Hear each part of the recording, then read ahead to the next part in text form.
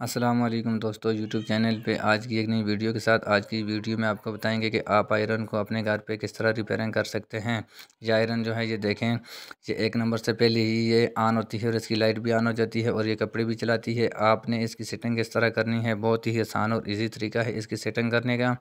आपने इसके अंदर जो स्क्रू लगा हुआ है आपने इसको टाइट करना है। टाइट करने से आपकी जो इस्त्री है वे ये कम गर्म होगी। और अगर आपने इसके स्क्रू को आपने खोल दिया तो फिर समझे आपकी इस्त्री ज़्यादा गर्म होगी और ये नंबर से भी पहले एक नंबर से भी पहले ये ऑन हो जाएगी और आपके कपड़े से जल सकते हैं। अभी भी जो है ये एक नंबर से पहले ही ऑन होती है। आपने इसके स्क्रू को थोड़ा और टाइट करना है जिससे आपकी आयरन जो है ये एक ही नंबर से ऑन होगी। तभी समझें कि आपकी आयरन बिल्कुल ओके होगी है और इसकी जो सेटिंग है ये बिल्कुल ठीक है।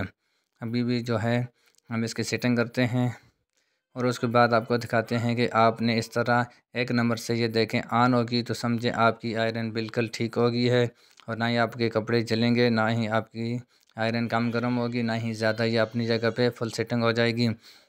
अगर आपको हमारी वीडियो अच्छी लगी तो हमारे चैनल को सब्सक्राइब करना और बेल आइकन के बटन को प्रेस करना ताकि इस तरह की नई आने वाली वीडियो आप तक पहुंच सके।